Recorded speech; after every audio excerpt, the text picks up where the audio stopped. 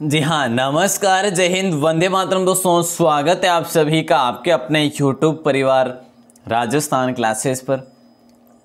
दोस्तों, सबसे पहले आप सभी को महाशिवरात्रि की हार्दिक हार्दिक शुभकामनाएं। भगवान महादेव आप सभी की मंगल कामनाएं जल्दी से जल्दी पूरी करें, ऐसे ही महादेव से प्रार्थना करता हूं। और दोस्तों, आप जानते हैं कि राजस्थान में जो महत्वपूर्ण मेला भरता है आज के दिन, जो शिवाड़ में भरता है, और शिवरात्रि मेला जिसे कह सकते हैं अपन। और ये शिवाड़ का मेला कहाँ पर भरता है मेरे दोस्तों? सवाई माधोपुर में भरता है, जो फाल्गुन कृष्णा तेरस को भरा जाता है। ठीक है। और एक और दोस्तों, उदयपुर में मेला भरता है इसी दिन फाल्गुन कृष्णा तेरस को, एकलिंग जी का मेला कैलाशपुरी में भरता है मेरे दोस्तों। ये चीज़ भी आपको ध्यान रखनी है। और साथ ही साथ दोस्तों, सौरत जो त्रिवेणी मेला भरता है एक, ठीक है, जो कि मैनाल भीलवाड़ा में भरता है, वो भी फाल्गुन कृष्णा तेरस को भरता है मेरे दोस्तों। तो ये जो है ना, ये भगवान शिव के ये मेले भरते हैं मेरे दोस्तों राजस्थान में, जो महत्वपूर्ण है। जो फाल्गुन कृष्णा तेरस को आज ही के दिन भरे जाने वाले हैं। तो दोस्तों, आइएगा आज की क्लास को स्टार्ट करते हैं। आप सभी को महाशिवरात्रि की एक बार फिर से बहुत बहुत शुभकामनाएं। महाशिवरात्रि दोस्तों पर्व के रूप में अपन मनाते हैं हर वर्ष इसी दिन, है ना। तो चलिए दोस्तों, आज का पहला प्रश्न दूं उससे पहले आपसे कल मैंने एक क्वेश्चन किया था कि तो प्राचीन भारत के विख्यात चिकित्सक धन्वंतरी ने अपना परामर्श किसके दरबार में दिया था? समुद्रगुप्त या अशोक या चंद्रगुप्त द्वितीय या कनिष्क? प्राचीन भारत के विख्यात चिकित्सक धन्वंतरी ने अपना परामर्श किस दरबार में दिया था? राइट आंसर आप सभी को बताना था, जिसका आंसर था मेरे दोस्तों चंद्रगुप्त द्वितीय। और चंद्रगुप्त द्वितीय की बात की जाए तो दोस्तों देखिएगा, धन्वंतरी चंद्रगुप्त द्वितीय का, या फिर इन्हें कह सकते हो आप विक्रमादित्य, है ना। इन्हें विक्रमादित्य भी कहा गया है दोस्तों। विक्रमादित्य के आयुर्वेद आचार्य थे। ठीक है, कैसे आचार्य थे? ये आयुर्वेद आचार्य थे। और इनके साथ साथ और भी तो थे ना मेरे दोस्तों। देखिए, जैसे कि ये धन्वंतरी थे ना, तो धन्वंतरी के साथ साथ और थे, जैसे कालिदास थे, बेताल भट्ट भी यहाँ के थे, वरा मिहिर भी इनके दरबारी कवि थे, और वर रुचि नाम से जो थे वो भी इन्हीं के दरबारी थे। और मेरे दोस्तों अमर सिंह और शंकु, ये भी इन्हीं के दरबारी कवि हुआ करते थे, चंद्रगुप्त सेकंड के। तो दोस्तों, आज का पहला प्रश्न आपकी स्क्रीन पे, वरा मिहिर जो थे ना, ये क्या थे दोस्तों? वरा मिहिर जो थे ये थे क्या, ये आपको बताना है। तो अभी अपन ने बात कर ली कि भी जो वरा मिहिर थे ये चंद्रगुप्त सेकंड के जो है क्या थे, विद्वान थे। एक एस्ट्रोनॉट थे, या एक स्पेस शटल थे, या फिर एक पावर स्टेशन थे, या फिर एक प्राचीन खगोलवेद थे। तो बिल्कुल आसान सा प्रश्न है, डी ऑप्शन हो जाएगा राइट आंसर मेरे दोस्तों। इनके प्रसिद्ध ग्रंथ की मैं आपसे बात करूं तो वृहत संहिता इनकी, वृहत संहिता, ठीक है ना। वृहत संहिता जो है इनकी प्रमुख कृति है मेरे दोस्तों। एक पंच सिद्धांतिका, ठीक है, क्या है? पंच सिद्धांतिका जो है ना, इनकी एक महत्वपूर्ण कृति है मेरे दोस्तों, ध्यान रखना। दोनों महत्वपूर्ण ग्रंथ इन्हीं के हैं, ठीक है ना।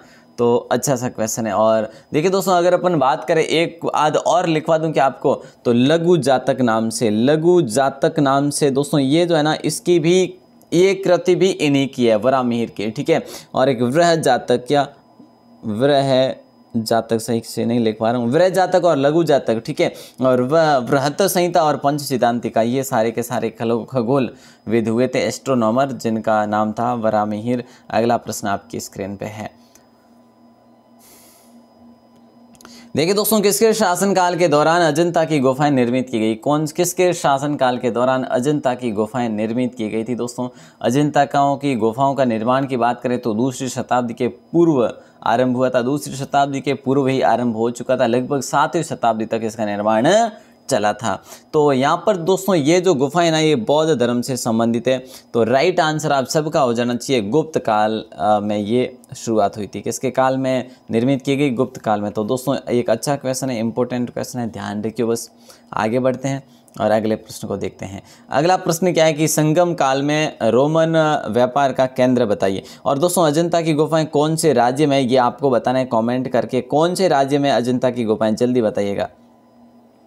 और संगम काल में रोमन व्यापार का केंद्र जो था, मदुरै था, या फिर माकेडू था, या पिम्पुहर था, या फिर मुस्सूरी था?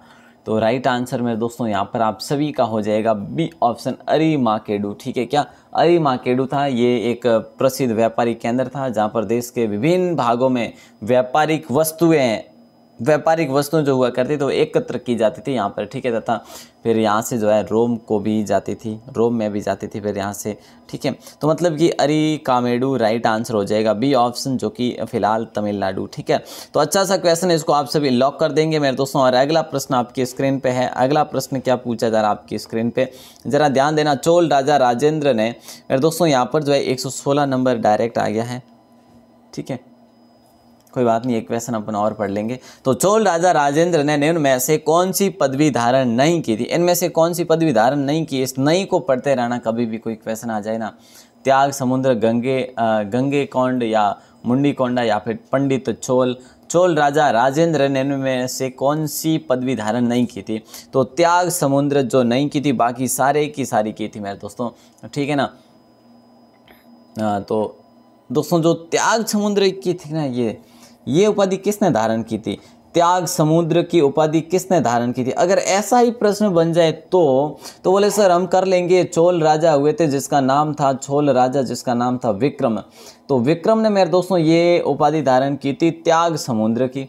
अच्छा क्वेश्चन है मेरे दोस्तों, ठीक है। और ये गंगे कौंड है और मुंडी कोंडा है, पंडित चोल है, ये सारी की सारी इन्होंने क्यों की थी? क्योंकि इनकी अपनी विजय के अवसरों पर इन्होंने की थी, ठीक है। जहाँ जहाँ पर विजय हुई, हर विजय में इन्होंने अपने आप को एक उपाधि देते रही है, ठीक है। और अगला प्रश्न आपकी स्क्रीन पे जरा ध्यान देना। अधिकांश चोलकालीन जो मंदिर है किस देवी देवताओं को समर्पित है? ये बता दीजिएगा आप तो। विष्णु को, शिव को, ब्रह्मा को या फिर दुर्गा को? बोलिए बिल्कुल जो है भोलेनाथ की जय हो, है ना। तो राइट आंसर शिव हो जाएगा मेरे दोस्तों। देखिए अधिकांश तो चोलकालीन जो है ना, किस देवी देवताओं को समर्पित है चोलकालीन मंदिर? तो राइट आंसर शिव, भगवान शिव हो जाएगा, ठीक है ना। और राजराज प्रथम द्वारा भगवान शिव का एक मंदिर बनाया गया था, जो कि बहुत महत्वपूर्ण और बहुत ही मतलब प्रमुख मंदिर है, जिसकी बात करें राजराज प्रथम ने, ठीक है, राजराज प्रथम ने बनाया था। बोले सर वो मंदिर कौन सा? तो दोस्तों तंजावुर की बात करें तो ये तंजावुर दोस्तों तंजौर भी कहते हैं, जैसे अपन तंजौर का वृद्धेश्वर मंदिर, ठीक है, वृद्धेश्वर मंदिर जो है मेरे दोस्तों, ये बड़ा इंपॉर्टेंट क्वेश्चन है, ध्यान रखना बस आपको। और राजस्थान के जो प्रमुख मेले हैं ना, मैंने आपको बता दिया दोस्तों, जो प्रमुख मेले हैं और आज के दिन भरे जाते हैं, आज इस टाइम में वीडियो दे रहा हूँ, इसी दिन भरे जाते हैं मेरे दोस्तों। शिवरात्रि के मेले शिवाड़ में, कैलाशपुरी उदयपुर में, त्रिवेणी संगम जो मैनाल है भीलवाड़ा में, वहाँ पर, ठीक है। तो ये क्वेश्चन बड़ा अच्छा है। अब अपन आगे बढ़ते हैं, ये क्वेश्चन बड़ा अच्छा था, ठीक है। अगला प्रश्न आपकी स्क्रीन पे। चोल अभिलेखों में उल्लेखित भूमि को विभिन्न कोटियों के अनुसार, मतलब यहाँ पर क्या आ जाएगा? रिक्त स्थान में को जैन संस्थानों को दान में दी गई भूमि कहा जाता था, मतलब कि क्या कहा जाता था, ये आपको बताना है। तो वेलन वगई कहा जाता था, या फिर ब्रह्मदेव, या फिर शाला भोग, या फिर पल्ली चंदम। राइट आंसर मेरे दोस्तों पल्ली चंदम हो जाएगा, डी ऑप्शन। थोड़ा सा ध्यान देना, यहाँ पे कठिन क्वेश्चन जरूर हो सकते हैं। चोल अभिलेखों में उल्लेखित भूमि को विभिन्न कोटियों के अनुसार पल्ली चंदम को जैन संस्थानों को दान में दी गई भूमि कहा जाता था, ठीक है। तो पल्ली चंदम हो जाएगा राइट आंसर, ठीक है ना। चलो आगे बढ़ते हैं।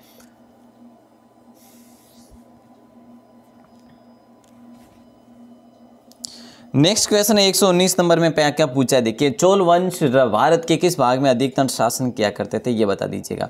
चोल वंश जो है भारत के किस भाग में अधिकतर शासन किया करते थे, यही तो आपको बताना है। बिल्कुल आसान सा, ये भारत का प्राचीन एक राजवंश है मेरे दोस्तों, प्राचीन राजवंश है। अब मैं आपसे बात करूं इसके बारे में तो बहुत आसान क्वेश्चन है मेरे दोस्तों। पूर्व नहीं होगा, पश्चिमी भी नहीं होगा, उत्तर भी नहीं होगा, दक्षिण हो जाएगा राइट आंसर। डी ऑप्शन को आप सब क्या करेंगे?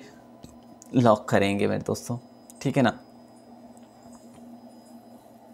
और यहाँ पर दोस्तों तमिल शासकों ने भी यहाँ पर किया था, अगर बात करें 9वीं शताब्दी में, 9वीं शताब्दी और जो है ना अपने 9वीं से लेकर 13वीं शताब्दी, 9वीं से लेकर 13वीं शताब्दी या 12वीं शताब्दी तक तो राजपूत काल ही कहा गया वैसे तो इसको, ठीक है ना। तो राजपूत या फिर आप कह सकते हैं हिंदू साम्राज्य का निर्माण हुआ था इसी बीच, ठीक है, हर जगह हो गया था ये तो चीज़ें आपको ध्यान रखनी पड़ेगी, ठीक है। चलो आगे बढ़ते हैं और अगले प्रश्न को देखते हैं। निम्न में से किस चोल राजा ने लंका सिंहल को पहले जीता था, ये बता दीजिएगा। लंका जो था उसे, लंका जो अब है ना, इसे पहले सिंहल प्रदेश कहा जाता था, सिंहल प्रदेश कहा जाता था मेरे दोस्तों, जो कि मलिक मोहम्मद जायसी ने बताया था ना पद्मावत में मलिक मोहम्मद जायसी ने पद्मावत में बताया था कि पद्मावती सिंघल प्रदेश की थी, गंधर्वसेन की पुत्री थी।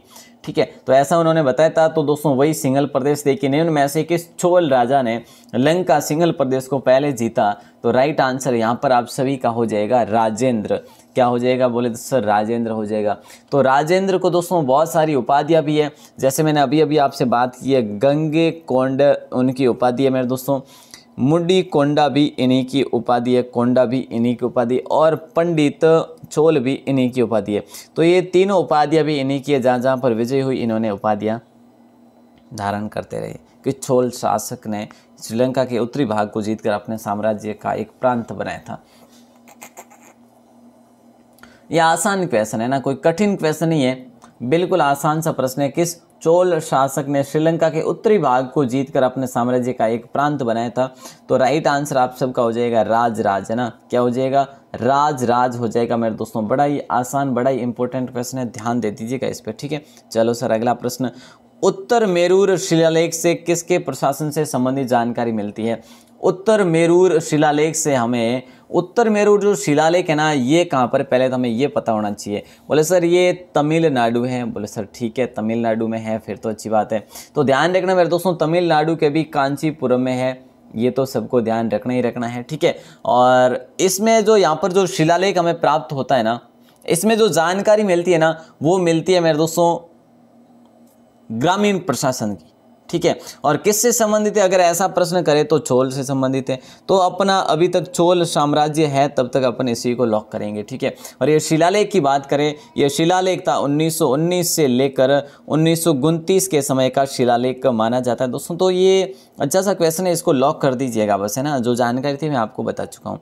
अगला प्रश्न है, किस चोल शासक ने नई राजधानी गंगईकोंडा चोलपुरम का निर्माण किया था? और दक्षिण की बात करें दोस्तों, तो दक्षिण का भारत के ऐसे ही कुछ नाम है मेरे दोस्तों जो आपको याद रखने पड़ेंगे।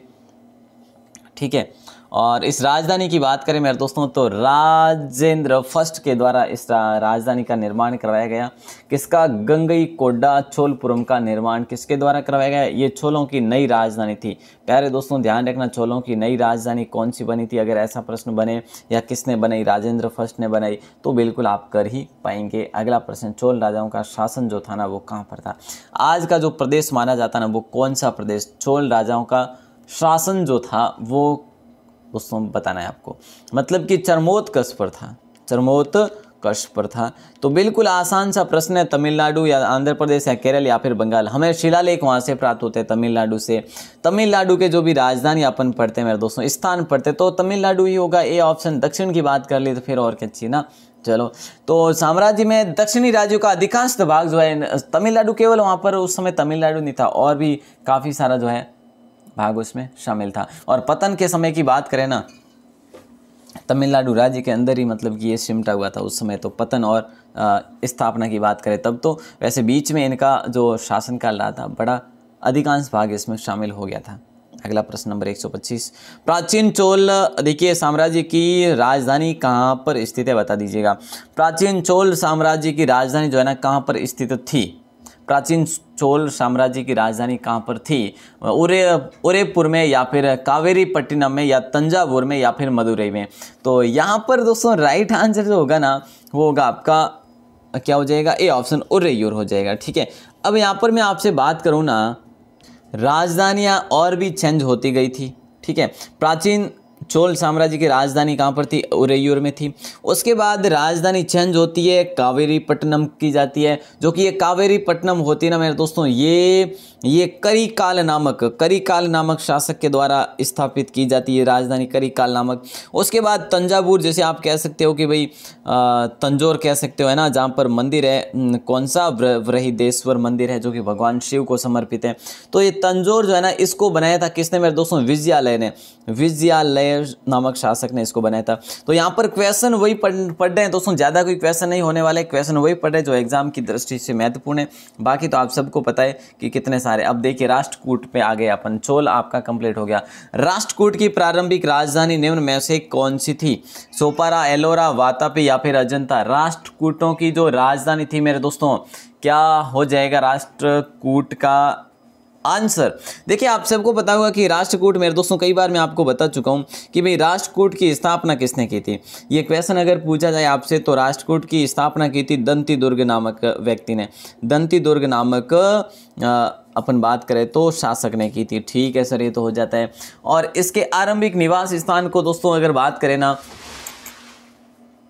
इसके आरंभिक निवास स्थान की बात करें तो वही इनकी राजधानी हुआ करती थी। और दोस्तों राइट आंसर जाएगा आपका बी ऑप्शन, बिल्कुल एलोरा हो जाएगा राइट आंसर। ठीक है, एलोरा हो जाएगा। दोस्तों एलोरा गुफाएं कहाँ पर है बता दीजिएगा राइट आंसर। एलोरा की गुफाएं कहाँ पर है जल्दी से बता दीजिएगा। और एलोरा किसको समर्पित है? राष्ट्रकूटों को समर्पित है। एलोरा में कैलाशनाथ मंदिर का निर्माण किसने करवाया था बता दीजिएगा राइट आंसर। कितना इंपॉर्टेंट क्वेश्चन है मेरे दोस्तों, जल्दी से बता दीजिएगा क्या ही हो जाएगा राइट आंसर। एलोरा में कैलाशनाथ मंदिर का निर्माण किसने करवाया था? हाँ भैया राइट आंसर बताना है, जो कि भगवान शिव को समर्पित है। आज तो भगवान शिव शिव नजर आ रहे हैं ना, बिल्कुल शिव शिव शिव। देखिएगा राइट आंसर होगा कृष्ण फर्स्ट ने एलोरा में कैलाशनाथ मंदिर का निर्माण करवाया था, कृष्ण फर्स्ट ने। ठीक है, तो दोस्तों ये एलोरा कहाँ पर है बोले सर महाराष्ट्र में। बहुत बढ़िया, जिन भी भाई बहनों ने अभी अभी बताया है महाराष्ट्र, तो महाराष्ट्र सही है।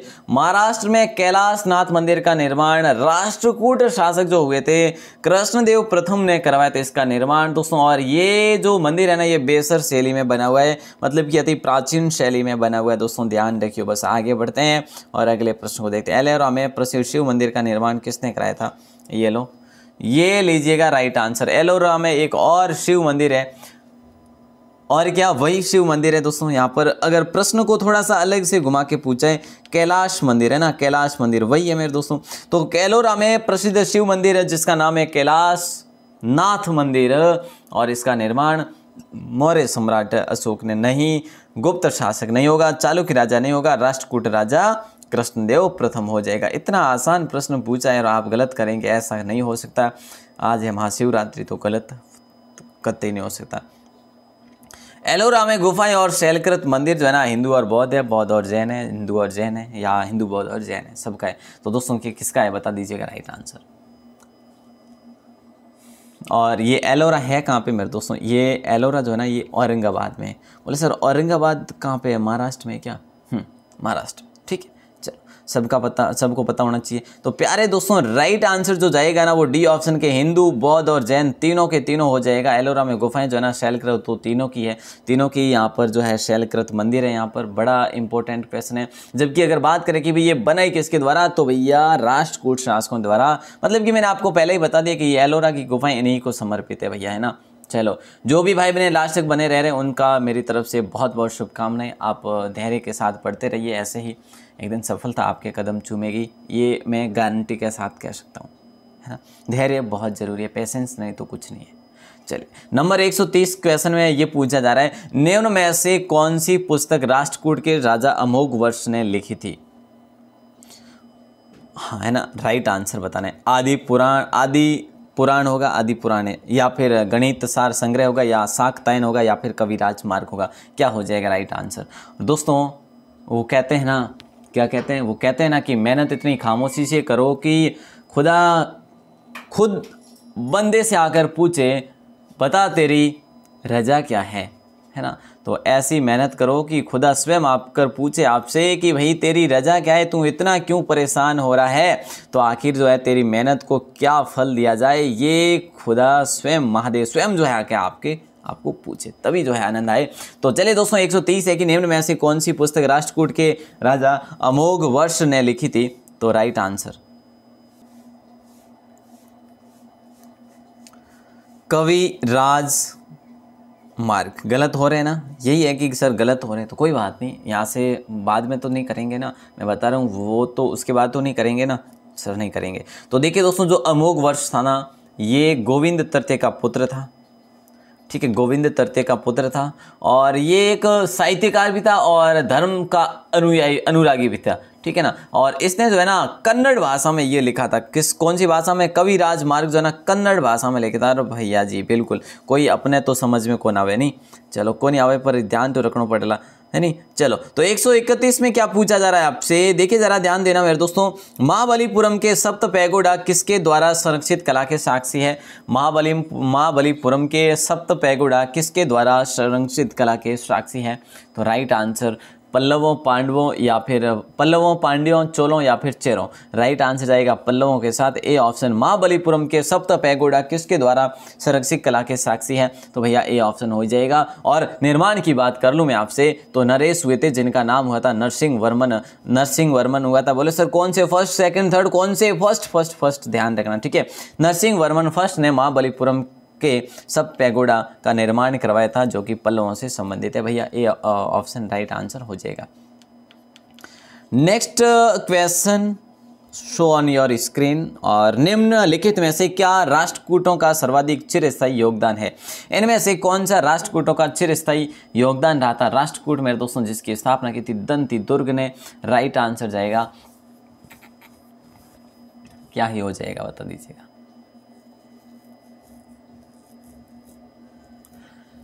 तो दोस्तों ध्यान ये रखना आपको कि कन्नड़ भाषा के 3 कवि हुए थे, पंपा, पोन्ना और राणा, तथा कैलाश मंदिर का निर्माण। तो ये योगदान हुए थे राष्ट्रकूटों का चिरस्थायी योगदान। देखिए एक तो कैलाश मंदिर तो है ही है, वैसे कैलाश मंदिर तो यहाँ पर अकेला है पहले में, लेकिन इनके साथ साथ पंपा, इनके जो हुए थे काव्य के जो हुए थे पंपा, पोन्ना और राणा, ठीक है, 3 कवि हुए थे कन्नड़ काव्य के। तो मतलब कि ये तीनों और कैलाश मंदिर, ये इनका जो महत्वपूर्ण जो प्रसिद्धि प्राप्त करवाई ना वो इन लोगों के द्वारा हुई, ठीक है ना।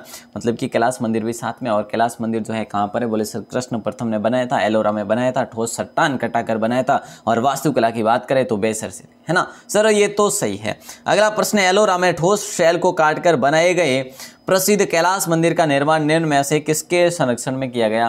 दोस्तों क्या हो रहा है, ये 1-2 क्वेश्चन तो आपके रिपीट ही हो गए, बट आप गलत नहीं करेंगे, है ना। मैंने अभी आपको बता दिया एडवांस में, और ये क्वेश्चन आ गया बन के, देखो ये ऑटोमेटेड तो नहीं आता है ना। तो देखिएगा एलोरा में ठोस शैल को काट कर, ठोस चट्टान को काट कर प्रसिद्ध जो बनाए गए प्रसिद्ध कैलाश मंदिर का निर्माण निम्न में से किसके संरक्षण में किया गया? बोले सर राष्ट्रकूटों के संरक्षण में किया गया। बिल्कुल, कृष्ण प्रथम के संरक्षण में किया गया, कृष्ण प्रथम के संरक्षण में किया गया, ठीक है। तो कृष्णदेव ने बनाया था दोस्तों एलोरा, जो कि महाराष्ट्र के औरंगाबाद जिले में मेरे दोस्तों। और वैसे मैं आपको एक स्थान बता दूं, वेरूल नामक स्थान पर है, ठीक है। तो बोले सर इतना अंदर है क्या? हाँ, तो बिल्कुल जो है यहाँ पर कुल 34 गुफाएं हैं मेरे दोस्तों, जो कि शैलकृत है, मतलब कि जहाँ पर शैल किए हुए, मतलब है ना, शैलकृत है। तो ध्यान रखना आपको, अच्छा सा क्वेश्चन है, डिजाइनिंग वगैरह की हुई है। अगला प्रश्न 134, जल्दी से जवाब दे दीजिएगा। कौन सा प्राचीन भारतीय साम्राज्य नीचे उसकी राजधानी के साथ गलत जोड़े के रूप में अंकित है? आहा, क्या बात है, मतलब कि इनमें से गलत जोड़े के साथ अंकित है, वो कौन सा हो जाएगा? राइट आंसर मौर्यों की दोस्तों पाटलिपुत्र थी, कोई गलत नहीं करेंगे। पांड्यों की मदुरई थी, बिल्कुल कोई गलत नहीं करेंगे। और काकतियों की अगर बात करें तो वारंगल थी, बिल्कुल दोस्तों। और पल्लवों की बात करें तो टोल्लोर नहीं थी भैया, कौन सी थी? कांची थी मेरे दोस्तों। कांची किसकी थी? पल्लवों की थी, तो टोल्लोर नहीं थी। तो गलत कौन सा हो गया? बोले सर सी हो गया। आगे बढ़े ना, चलो सर बढ़िएगा। ये लो आपका अगला प्रश्न, आपकी स्क्रीन पे जरा ध्यान देना। किस पल्लव शासक के शासनकाल में पल्लवों और चालुक्यों के बीच लंबा संघर्ष शुरू हुआ था? दोस्तों राजपूत ये शासन जो है ना काल, ये ज्यादा नहीं है, राजपूतों से पहले का शासनकाल है। जब राजपूत शासनकाल आ जाएगा तब और ही आनंद आएगा दोस्तों। देखिएगा ये जो है ना, ये टॉपिक थोड़ा सा हटके है, क्योंकि ये हमारे आगे कम आता है। और मैंने ये क्वेश्चन इसीलिए लिए कि आपके एग्जाम की दृष्टि से कुछ एक 30-40 क्वेश्चन अगर अपन पढ़ लेना तो हो सकता है कि कोई क्वेश्चन बन भी जाए, है ना। बिल्कुल, तो राइट आंसर क्या हो जाएगा? बोले sir A option Mahendra first हो जाएगा, महेंद्र वर्मन प्रथम हो जाएगा, जिसका कार्यकाल रहा था 600 से लेकर 630 ईसा पूर्व। 600 से लेकर 630 ईसा पूर्व के काल में जो है इनका ये लंबा संघर्ष रहा था मेरे दोस्तों। किस पल्लव शासक के शासनकाल में पल्लव और चालुक्यों के बीच लंबा संघर्ष रहा था? महेंद्र वर्मन फर्स्ट, मतलब कि कुछ शक्तिशाली शासक था तभी ये टिका, है ना। चलिए अगला प्रश्न, किस राजवंश के दौरान महाबलीपुरम मंदिर का निर्माण हुआ था? मेरे दोस्तों बता दीजिएगा राइट आंसर। राइट आंसर, बात होती है केवल और केवल राइट आंसर की। अगर गलत भी हो तो कोई बात नहीं, बट आंसर देने की चेष्टा जरूर करें। देखिएगा कि किस राजवंश के दौरान महाबलीपुरम मंदिर का निर्माण किया गया था? गुप्त राजवंश, पल्लव राजवंश, या चोल राजवंश, या चालुक्य राजवंश।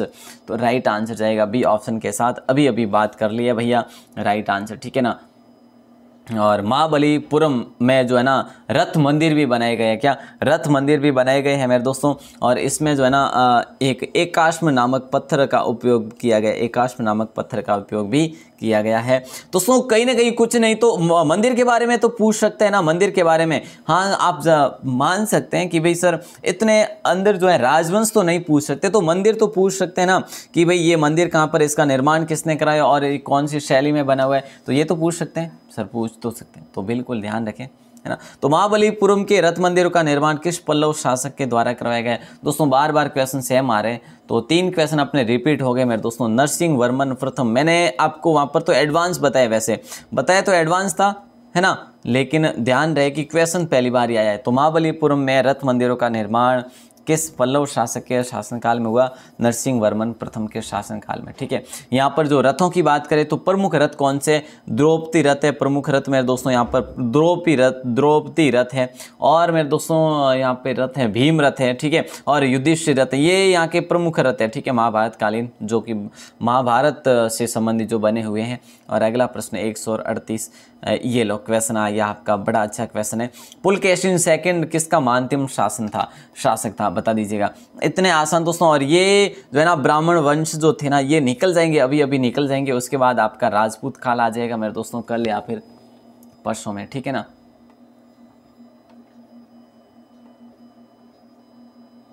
देखिए क्या हो जाएगा राइट आंसर 138 का।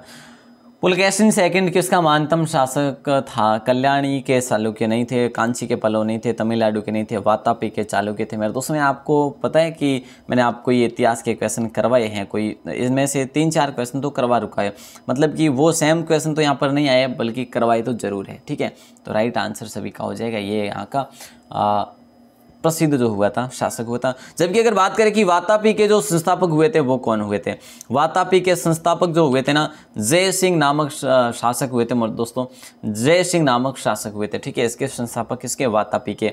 अगला प्रश्न है दोस्तों, अगला प्रश्न क्या पूछा जा रहा है कि निम्न में से कौन सा शिलालेख चालुक्य सम्राट पुलकेशिन सेकंड से संबंधित है, बता दीजिएगा। मास की, हाथी गुम्फा, ऐहोल या फिर नासिक। तो दोस्तों यहाँ पर आपका राइट आंसर जो होगा ना, जो ये संस्कृत में लिखित है मेरे दोस्तों, किसमें, संस्कृत में लिखित है। ठीक है, और लिपि की बात करें तो दक्षिणी ब्राह्मी लिपि का प्रयोग है, दक्षिणी ब्राह्मी लिपि का प्रयोग है मेरे दोस्तों। और इस लेख की रचना की बात करें तो रवि कीर्ति ने इसकी रचना की थी मेरे दोस्तों, किसने की थी, रवि कीर्ति ने। तो राइट आंसर हो जाएगा ऐहोल शिलालेख हो जाएगा, जो कि सम्राट पुलकेशिन सेकंड से संबंधित है। और लास्ट क्वेश्चन आपकी स्क्रीन पे, जल्दी से आंसर दे दीजिएगा। देखिएगा नंबर 140 में ये पूछा जा रहा है दोस्तों, जहां पर मैं एडवांस बता रहा हूं वहां पर अगला क्वेश्चन आ रहा है, क्या बात है। देखिए रवि कीर्ति जो एक जैन थे, ठीक है, रवि कीर्ति मैंने अभी आपको बताया कि ऐहोल नामक जो है, क्या लिखा, ऐहोल नामक शिलालेख इन्हीं के द्वारा, जो कि मेरे दोस्तों शिलालेख वो संस्कृत में लिखित है। लिपि की बात करें तो ब्राह्मी, जो कि दक्षिणी ब्राह्मी लिपि है। तो जैन थे और जिन्होंने ऐहोल प्रशस्ति की रचना की थी। किसका संरक्षण प्राप्त था इनको, तो संरक्षण जो पुलकेशिन फर्स्ट का या पुलकेशिन सेकंड का, क्या हो जाएगा राइट आंसर बता दीजिएगा, क्या हो जाएगा राइट आंसर बता दीजिएगा। पुलकेशिन द्वितीय का हो जाएगा। ठीक है, पुलकेशिन ये चालुक्य राजा हुए थे मेरे दोस्तों, कौन हुए थे, वातापी चालुक्य राजा हुए थे मेरे दोस्तों, ध्यान रखना। अच्छा सा क्वेश्चन है, सी ऑप्शन के साथ जाएगा। मैं आपको यहाँ पर एक लास्ट क्वेश्चन दे रहा हूँ, जिसका आंसर आपको बाहर आके कॉमेंट में देना है मेरे दोस्तों। ठीक है, तो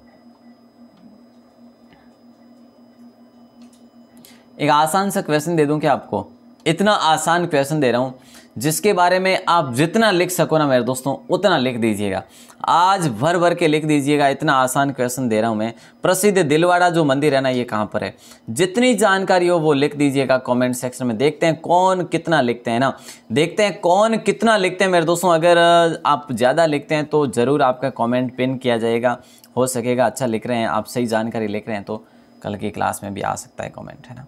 तो प्रसिद्ध दिलवाड़ा मंदिर कहाँ पर है, निर्माण किसने करवाया, कब करवाया, किसके समय में करवाया था, और किसको समर्पित है, ये कहाँ पर है स्थित है। तो भैया ये चीज़ें आपको पता होनी चाहिए। सॉरी, तो इसका आंसर बता दीजिएगा। बहुत ही अच्छा क्वेश्चन है, इंपॉर्टेंट क्वेश्चन है मेरे दोस्तों। ठीक है, और उम्मीद करूँगा क्लास आपने छोकी लगी वाला पर आज रे प्रश्नोत्तरी रे मैंने आप रे क्वेश्चन गलत ज़्यादा होया वाला नहीं, तो गलत ज़्यादा होया वाला तो चिंता करने वाली कोई बात को नहीं है, क्योंकि आप पहली बार अगर पढ़ रही हो नहीं तो इन प्रकार माहौल तो बनेला एक बार नहीं। अगर इन क्लास में दूसरी बार लेना आ जाऊँ तो आप इतना गलत थोड़ी करो ला, कौन करो सर मैं तो सही कर दूँ लास्ट लगभग 30 मुँह लगभग की सर 25 27 क्वेश्चन सही कर सका। हाँ बिल्कुल, तो जब आप सेकंड बार पढ़ेंगे तो इस प्रकार से जो है गलती नहीं करेंगे। फर्स्ट बार पढ़े तो गलती होगी और गलती नहीं होगी तो सीखेंगे कुछ नहीं, है ना। तो चलिए दोस्तों, आप सभी का बहुत बहुत आभार, बहुत बहुत धन्यवाद। सुबह 9 बजे क्लास होती है, रात्रि शाम के टाइम 6 बजे क्लास होती है, रात्रि 9 बजे भी क्लास होती है। 3 क्लास का टाइम है फिलहाल। उम्मीद करूँगा दोस्तों आप तीनों क्लास को ज्वाइन करते होंगे और इसका आंसर बाहर आके कमेंट में ज़रूर बताना। शेयर कर दीजिएगा क्लास को, ज़्यादा से ज़्यादा आज शेयर करना है आपको और डेली करना है वैसे तो। चलिए दोस्तों, आप सबका आभार, धन्यवाद, जय हिंद, वंदे मातरम।